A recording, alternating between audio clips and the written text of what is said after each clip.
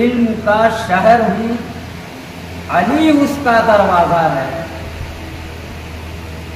جس کو بھی مجھ تک آنا ہے پہلے وہ علی کے پاس جائے گا، علی سے ملے گا، ملاقات کرے گا، اس کے بعد مجھ تک پہنچے گا۔ بغیر علی کی محبت کے میری محبت بیکار ہے، رسول یہ فرما رہے ہیں۔ اب مثال دیتا چلوں کہ علی دروازہ ہیں، رسول علم کا شہر ہیں، اس کا دروازہ علی کو بنایا۔ اب اگر کوئی شخص یہ کہے کہ میں دروازے سے انٹری نہیں کروں گا، یا تو دیوار ٹوٹ کر انٹری کرے تبھی تو اندر آ سکتا ہے، تو ایسے آدمی کو کیا کہیں گے؟ یا تو چور کہیں گے یا پاگل کہیں گے، دیوانہ کہیں گے۔ چونکہ کوئی بھی عقل مند آدمی جس کے پاس اللہ نے عقل دی ہے وہ دیوار کود کر گھر میں داخل نہیں ہوتا، جب بھی آئے گا تو دروازے کا سہارا لے گا۔ تو اب دروازے پر مہر کھڑی ہے، رسول نے علی کو مہر بنایا ہے، مہر کے طور پر علی کھڑے ہیں۔ اب جو لوگ علی سے مخالفت کرتے ہیں وہ کہاں جائیں گے؟ آئیں گے علی کے پاس ہی آئیں گے، تو علی سے ملیں گے، اس کے بعد رسول تک پہنچیں گے۔ رسول یہی بتانا چاہ رہے ہیں کہ میری محبت کے ساتھ ساتھ اگر علی کی محبت تمہارے دل میں نہیں ہے تو میری محبت بھی بیکار ہے۔ ایک درود صلی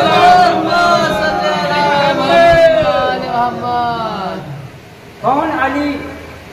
یہی علی کہ جو داماد پیغمبر ہے، جو زہرا کا شوہر ہے، جو مرحب و انتر کا مارنے والا ہے۔ کون علی؟ یہ وہی علی کہ جس نے 2 انگلیوں پر باب خیبر کو اکھاڑا، اپنے اشارے پر سورج کو پلٹایا، اپنی ٹھوکر سے مردے کو زندہ کیا۔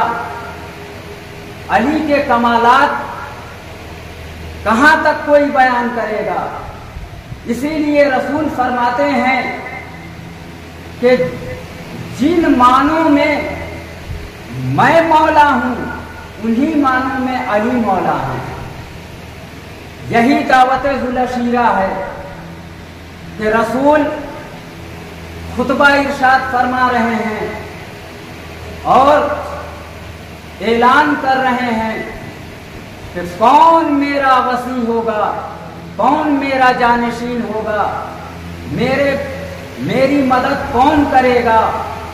مجمع میں سارے ترم بیٹھے ہوئے تھے مگر کسی کے منہ سے آواز نہ نکلی کہ یا رسول اللہ میں آپ کی مدد کروں گا، یا رسول اللہ میں آپ کی مدد کروں گا، بلکہ سب خاموش رسول کے چہرے کو دیکھتے رہے۔ تاریخ میں ملتا ہے کہ ایک 11 سال کا بچہ اپنے پنجوں کے بل پہ کھڑا ہوتا ہے اور دونوں ہاتھوں کو ہوا میں بلند کرتا ہے، کہتا ہے کہ انا ناصر یا رسول اللہ، اے رسول میں آپ کا مددگار ہوں، جہاں جہاں آپ پر مصیبت پڑے گی میں آپ کا ساتھ دوں گا، آپ پریشان مت ہوئیے۔ علی کے بچپنے کا دور تھا، پیر پہ گرد پڑی ہوئی تھی، بال بکھرے ہوئے تھے، کھجور کھاتے تھے تو گٹھلیاں جیب میں رکھ لیا کرتے تھے، بچپنے کا عالم تھا، مگر علی نے بچپنے میں ہی رسول کے نصرت کا وعدہ کیا، کہا کہ میں آپ کی نصرت کی ذمہ داری لیتا ہوں، جہاں جہاں آپ پر مصیبت پڑے گی میں آپ کا ساتھ دوں گا۔ یہ جملہ رسول کا سننا تھا کہ علی رسول نے جیسے ہی علی کی زبان سے یہ جملہ سنا بس فوراً رسول نے خطبے کو منقطع کر دیا اور وہاں سے نکل پڑے۔ جب نکلے تو مکے کی گلیوں سے گزر رہے تھے، مکے کی گلیوں سے گزر رہے تھے کہ علی کے رسول کے دشمن بھی اس دور میں تھے جو رسول سے بھی دشمنی کرتے تھے۔ تو رسول جب مکے کی گلیوں سے گزر رہے تھے تو کچھ دکاندار رسول کی طرف اشارہ کر کے کہہ رہے تھے کہ یہی وہ رسول ہے جو میرے خلیفاؤں کو برا بھلا کرتا ہے، یہی وہ رسول ہے۔ اب رسول کی طرف انگلی کا اٹھنا تھا کہ علی سے وہ انگلی برداشت نہ ہوئی۔ علی سمجھ گئے کہ یقیناً یہ رسول کی شان میں کچھ گستاخی کر رہا ہے۔ علی نے فوراً اپنے جیب میں ہاتھ ڈالا، ایک کھجور کی گٹھلی نکالی اور اس شقی کو تاڑ کر مارا۔ گٹھلی کا لگنا تھا کہ اس شقی کا سینہ ٹوٹ گیا۔ اب معترض اعتراض کرتا ہے کہ ہاں کیا کسی بچے کے وار سے، گٹھلی کے وار سے کیا کسی شقی کا سینہ ٹوٹ سکتا ہے؟ ایسا نہیں ہو سکتا۔ تو مجھے کہنے دیجئے کہ آئیے، کیا علی کے وار سے، ایک گٹھلی کے وار سے اس کا سینہ نہیں ٹوٹ سکتا؟ تو آئیے، جب ابرہہ کا لشکر خانہ کعبہ کو برباد کرنے کے لیے چلا تھا تو اللہ نے ابابیل جیسی چھوٹی چھوٹی چڑیوں کو ان کے منقاروں میں چھوٹی چھوٹی کنکریاں لے کر بھیجا کہ کہا کہ جاؤ اور پورے ہاتھی سوار لشکر کا بھوسا کر دو۔ چڑیا آئیں، اپنے منقاروں سے پتھر برسانا شروع کیا، یہاں تک کہ پورے ہاتھی سوار لشکر کا بھوسا ہو گیا۔ تو مجھے کہنے دیجئے کہ جب ایک چھوٹی سی چڑیا اپنے منقاروں سے، چھوٹے چھوٹے پتھر سے پورے ہاتھی سوار لشکر کا بھوسا کر سکتی ہے تو کیا علی کے وار سے کسی شقی کا سینہ نہیں ٹوٹ سکتا؟ اس میں اعتراض کی کیا بات ہے؟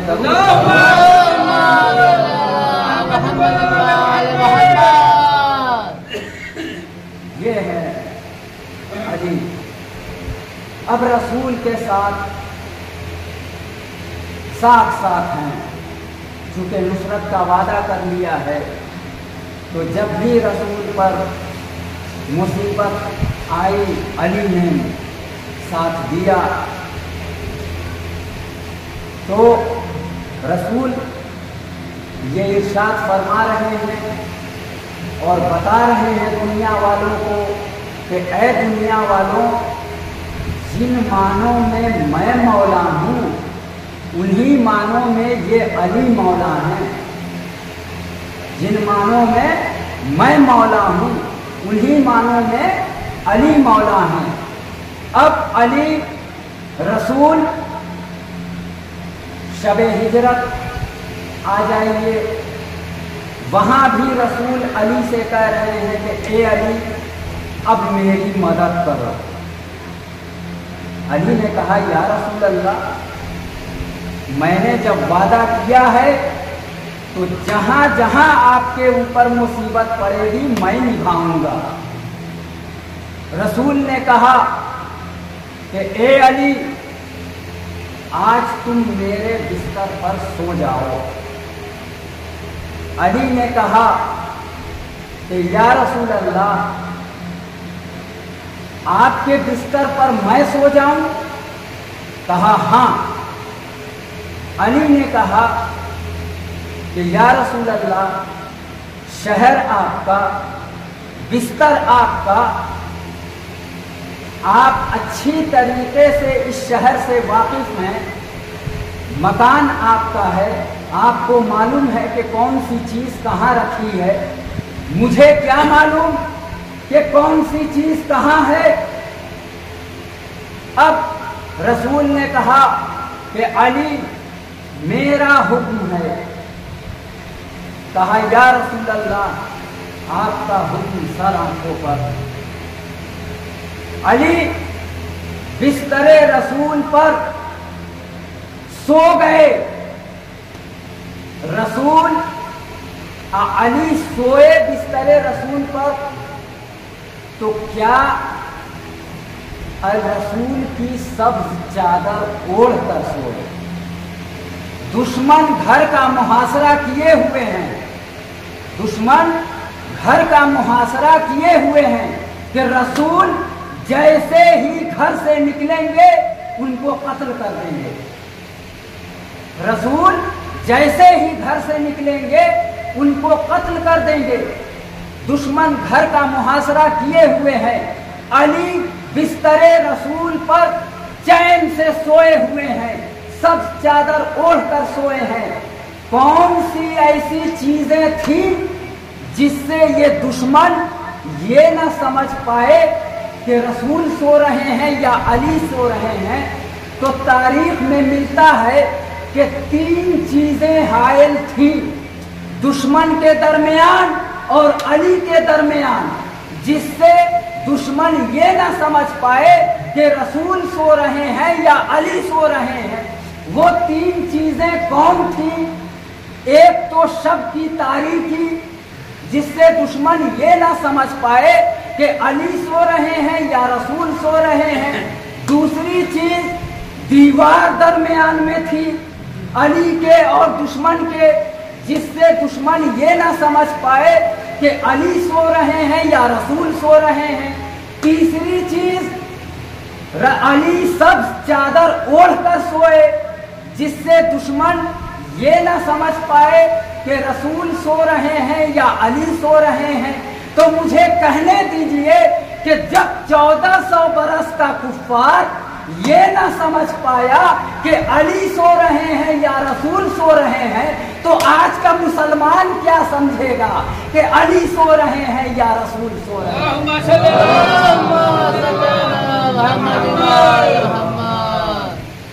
तो ये है अली। चैन से अली बिस्तरे रसूल पर सोए और रसूल रातों रात मक्के से मदीने के लिए रवाना हो गए। दुश्मन को पता तक न चला कि रसूल हैं या गए। अब बताइए, उम्मुल हुज़्न जिसको बोलते थे इस दौर में, उम्मुल हुज़्न कौन है? ये आयशा उम्मुल हुज़्न इनका लक़ब। वो खुद रसूल के बारे में फरमाती हैं, चूंकि वो रसूल की बीवी भी थी। वो अलग बात है कि खिलाफ वर्जी पे उतर गई थी, मगर रसूल की बीवी थी। तो वो फरमाती हैं कि जब रसूल रात के वक्त हुजरे में दाखिल होते थे, वो क्या फरमाती हैं कि मैं जब कोई कपड़ा अपना सिलता था तो सुई दिन में खो जाती थी, हाथ से गिरी हो गई। अब वो ढूंढी तो सुई मिलती नहीं थी। तो वो मिसाल दे रही हैं कि रसूल, और किताब में लिखा हुआ है कि बयान कर रही हैं कि जब रसूल रात के वक्त हुजरे में तशरीफ लाते थे तो रसूल के चेहरे में इतना नूर था کہ دن کی کھوئی ہوئی سوئی ہمیں رات میں رسول کے چہرے کے نور سے مل جاتی تھی۔ اب بتائیے کہ رسول کے چہرے میں کتنی شعائیں تھیں، کتنا نور تھا۔ اب تو ایسا شخص، ایسا آدمی اگر شب کی تاریکی میں اگر کوئی حجرے سے، اگر وہ حجرے سے باہر نکلے اور دشمن محاصرہ کیے ہوئے ہیں گھر کو، تو فوراً پتہ چل جائے گا۔ جس کے چہرے میں اتنا نور ہے وہ اگر گھر سے باہر نکلے تو دشمن فوراً سمجھ جائیں گے کہ یہ وہی شخص جا رہا ہے۔ مگر اللہ کی شان دیکھیے کہ رسول راتوں رات مکے سے مدینہ چلے گئے، دشمن گھر کا محاصرہ کیے ہیں، دشمن کو پتہ چلا ہی نہیں کہ رسول کب مدینے چلے گئے۔ ایک درود پڑھیں بابا۔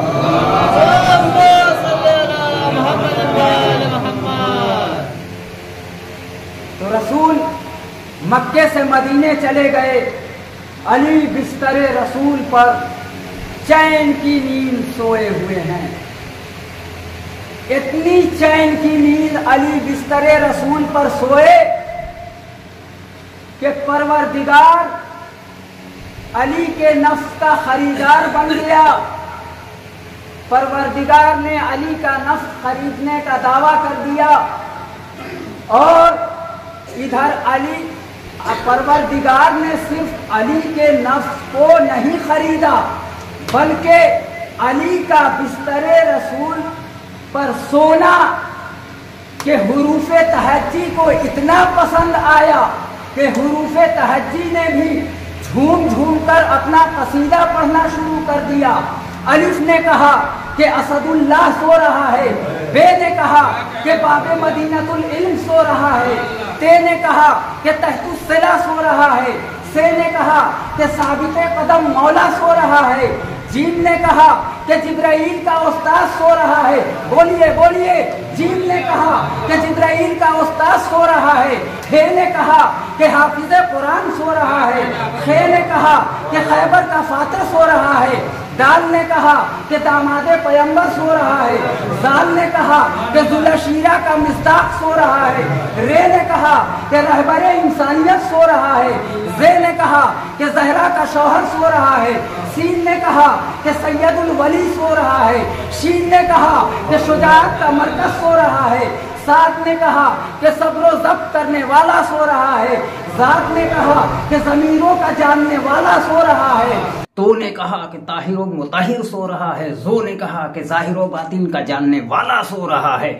عین نے کہا کہ علی ابن ابی طالب سو رہا ہے، غین نے کہا کہ غالب کل غالب سو رہا ہے، فے نے کہا کہ فاتح بدر و خندق سو رہا ہے، قاف نے کہا کہ قسم النار والجنت سو رہا ہے، لام نے کہا کہ لا فتح سو رہا ہے، میم نے کہا کہ من کنتو کا مولا سو رہا ہے، نون نے کہا کہ نادر المظہر العجائب سو رہا ہے، واو نے کہا کہ وسیع رسول سو رہا ہے، ہے نے کہا کہ ہادی برحق سو رہا ہے، یہ نے کہا کہ یاور انسانیت سو رہا ہے، ادھر معبود آواز دے گا کہ یہ میرا ولی سو رہا ہے، ادھر رسول غار سے آواز دیں گے کہ یہ میرا وسی سو رہا ہے، ادھر مسلمان آگے بڑھے ہوں گے، کہہ رہے ہوں گے کہ یہ میرا مولا سو رہا ہے، ادھر نصیری آگے بڑھے ہوں گے اور کہہ رہے ہوں گے کہ نہ کسی کا ولی سو رہا ہے، نہ کسی کا وسی سو رہا ہے، نہ کسی کا مولا سو رہا ہے، بلکہ یہ تو ہمارا خدا سو رہا ہے۔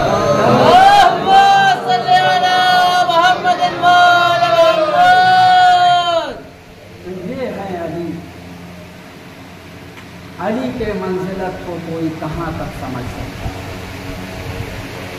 بستر رسول پر اس شان سے سوئے کہ معبود نفس کا خریدار بن گیا، فوراً جبرائیل کو حکم دیا کہ جبرائیل جاؤ अली से पूछो क्या अपना सोना बेचेंगे।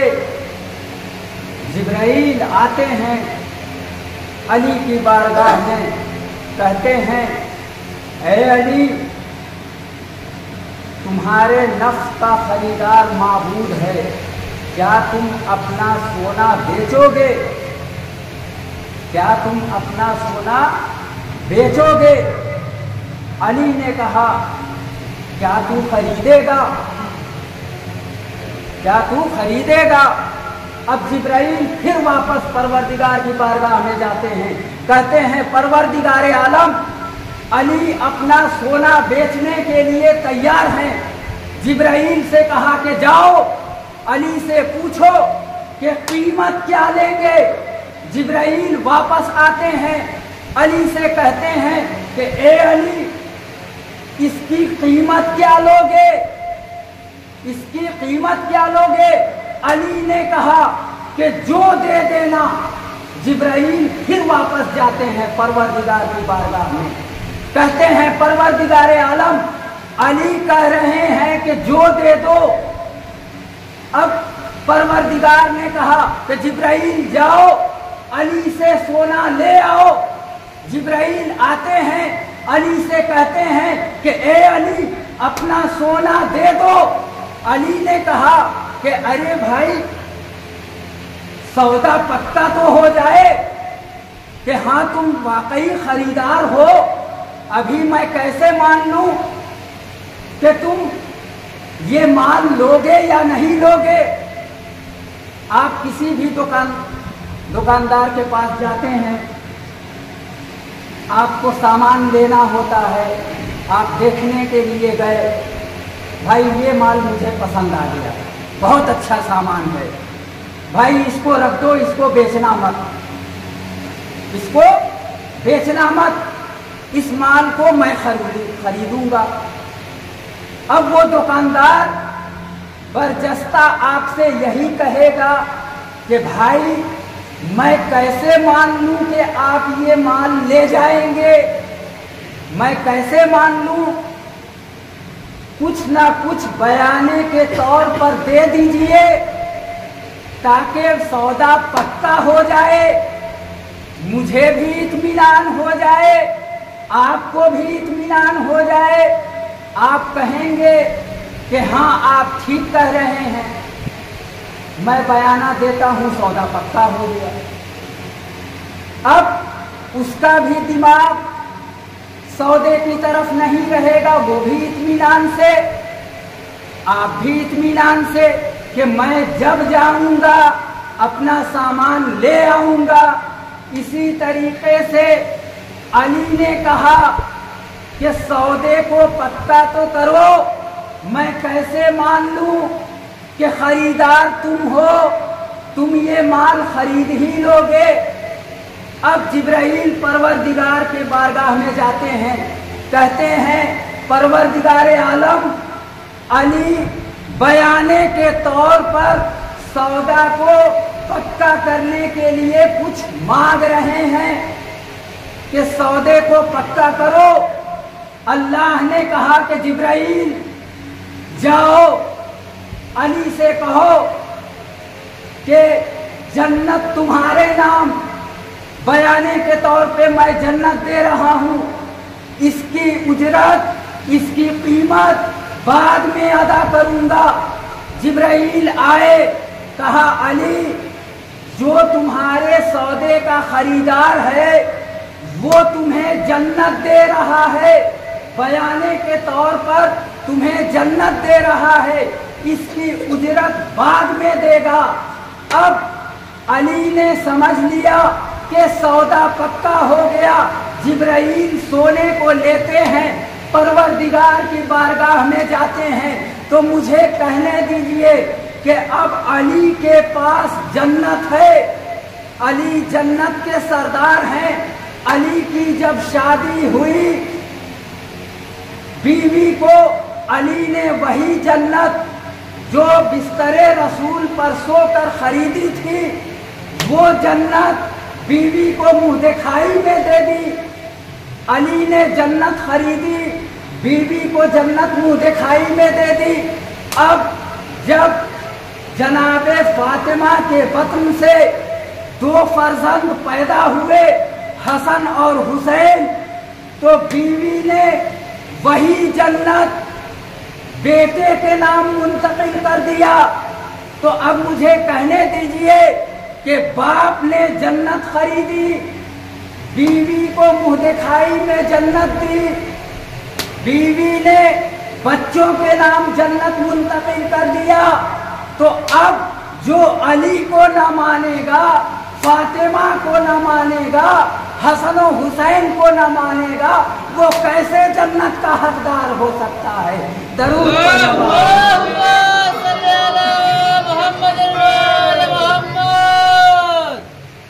ये है अली। हर गांव गांव पर अली ने रसूल का साथ दिया। अली ने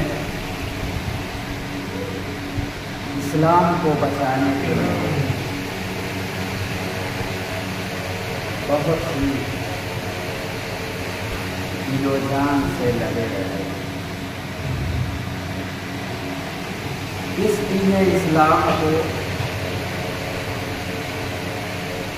कोई भेजने वाला है तो कोई लाने वाला है, कोई लाने वाला है तो इसको मिलकर फैलाने वाला भी, फैलाने वाला है तो इस दीन इस्लाम को मुसीबत के वक्त बचाने वाला है। भेजने वाला ला इलाहा इल्लल्लाह, इस दीन इस्लाम को भेजने वाला ला इलाहा इल्लल्लाह, लाने वाला मुहम्मदुर रसूलुल्लाह। इस दीन इस्लाम को मोहम्मद के साथ मिलकर फैलाने वाला अलीउन वलीउल्लाह, और इस दीन इस्लाम को मुसीबत के वक्त बचाने वाला हमारा हुसैन शहीद करबला। वाकई हुसैन ने इस दीन की खातिर, इस दीन को बचाने के लिए करबला के मैदान में अपने पूरे घर भर की कुर्बानी दे दी और दीन को मिटने नहीं दिया। आज मुहर्रम की 6 तारीख है। अपने बस्ती में 6 तारीख को मंसूब किया गया है शहजादे अली असगर अलैहिस्सलाम से। ये अलग अलग तारीखों में मंसूबियत दे दी जाती है। सारे शुहदा शहीद एक ही दिन हुए हैं, कुछ ही घंटों में हुए हैं, मगर लोग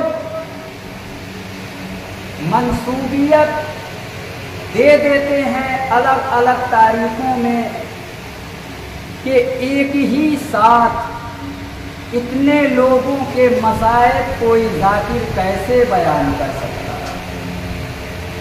इसलिए अलग अलग तारीखों में अलग अलग शुहदा की शहीदों को मंसूब कर दिया जाता है। तो आज अपने बस्ती के लिए 6 मुहर्रम की तारीख शहजादे अली असगर अलैहिस्सलाम से मंसूब। मैं आपको जनाब कासिम अलैहिस्सलाम के मसाइल सुनाऊंगा। चूँकि अगली मजलिस शाम में 4 बजे होनी है, उसमें इंशाअल्लाह आप जनाब अली अकबर इस्लाम का मसाइल सुनेंगे। कौन कासिम? हुसैन का भतीजा कासिम। आप रात में भी जनाब कासिम के मसाइल सुने हैं। हुसैन के पास आते हैं, कहते हैं चचा जान अब मुझे भी मरने की इजाजत दे दी। हुसैन परेशान हो जाते हैं, घबरा जाते हैं। कहा बेटा कासिम, बेटा कासिम, तुम्हें मैं मरने की इजाजत कैसे दे दूं? जनाबे कासिम इसरार करते हैं, मगर हुसैन जनाबे कासिम की तरफ तवज्जो नहीं देते। जनाबे कासिम वापस आते हैं खैमे में, कहते हैं मादरे गिरामी, चचा जान मरने की इजाजत नहीं देते। माँ कहती है बेटा सारे अंसार शहीद हो चुके हैं, अब असहाब शहीद हो रहे हैं, जाओ और चचा से इजाजत लो और मैदान में जाओ। जनाबे कासिम फिर चचा की खिदमत में आते हैं, कहते हैं चचा जान मादरे गिरामी ने इजाजत दे दी है, अब आप भी इजाजत दे दीजिए, मुझे मैदान में जाने दीजिए। हुसैन फिर कासिम की तरफ तवज्जो नहीं देते। जनाबे कासिम ने देखा कि जब चचा मेरी तरफ कोई तवज्जो नहीं देते, जनाबे कासिम एक रेगिस्तान में चले जाते हैं और कुछ सोचते हैं। दिमाग में आता है कि बाबा ने एक तावीज मेरे बाजू पर बांधी थी और बांधते हुए ये कहा था कि बेटा कासिम तुम करबला जाओगे और जब करबला में सख्त तरीन मुसीबत आए तो इस तावीज को खोल कर पढ़ लेना। जनाबे कासिम ने उस तावीज को खोला और जब उसमें पढ़ा तो लिखा था कि बेटा कासिम जब तुम्हारा चचा अरे नरग़े आदा में घिरा हो और उसके ऊपर मुसीबत आई हो तो अपने आप को चचा से पहले कुर्बान हो जाना। जनाबे कासिम खुशी के मारे फूले नहीं समा रहे। जनाबे कासिम खत को लिए हुए चचा की खिदमत में आते हैं। चचा जान इस खत को पढ़िए, मेरे बाबा ने मेरे बाजू पे बांधा था और ये कहते जाते थे और बांधते जाते थे कि बेटा कासिम अरे जब करबला में सख्त तरीन मुसीबत आए तो इस तावीज को खोल कर पढ़ लेना। आप ये तावीज लीजिए और इसको पढ़िए। जैसे ही हुसैन ने तावीज को लिया और उनकी नजर अरे सदरे मुबारक पर गई, हुसैन तड़प गए। भाई की निशानी खाक में मिल जाएगी।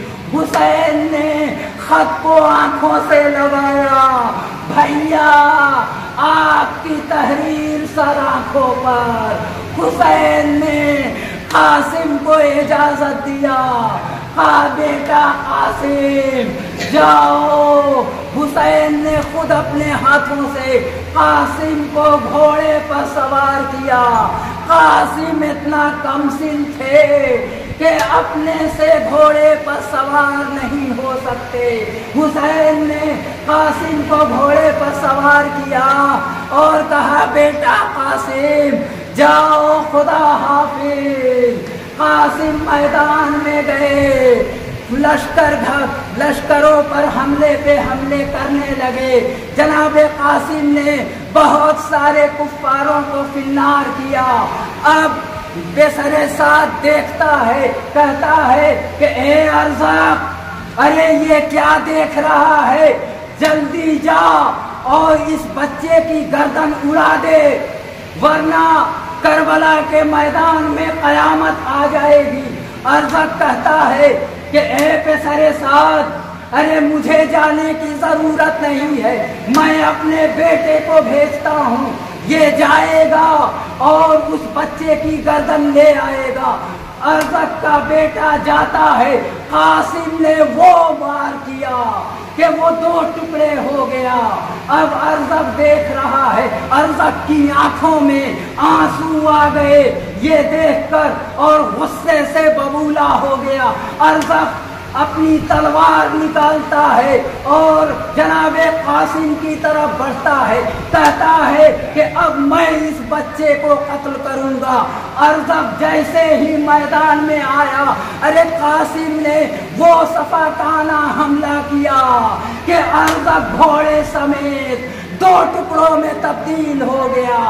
یہ منظر جب پسر سعد نے دیکھا کہ اتنا نامی پہلوان اس بچے نے ایسا وار کیا کہ 2 ٹکڑے ہو گیا، یہ بچہ ایسے نہیں گرفت میں آ سکتا. ارے فوجوں کو حکم دیتا ہے، کہتا ہے کہ اے فوج اشکیا، ارے چاروں طرف سے اس بچے کو گھیر لو اور چاروں طرف سے حملے شروع کرو. اب جناب قاسم پر چاروں طرف سے حملے ہونے لگے. ارے جناب قاسم، ارے اکیلے کہاں تک لڑتے، 3 دن کی بھوک و پیاس تھی. جناب قاسم گھوڑے پر سنبھل نہ سکے، زین سے زمین پر تشریف لائے، آواز دی یا چچا ہو ادرکنی، اے چچا مدد کے لیے آئیے. حسین دوڑے مقتل کی طرف. جیسے ہی فوج اشقیاء نے دیکھا کہ حسین آ رہے ہیں، ان کی ہیبت سے فوج اشقیاء کے گھوڑے ادھر کے گھوڑے ادھر، ادھر کے گھوڑے ادھر. جب حسین قاسم کی لاش پر پہنچے ہیں تو قاسم درد سے کراہ رہے ہیں، بیٹا قاسم.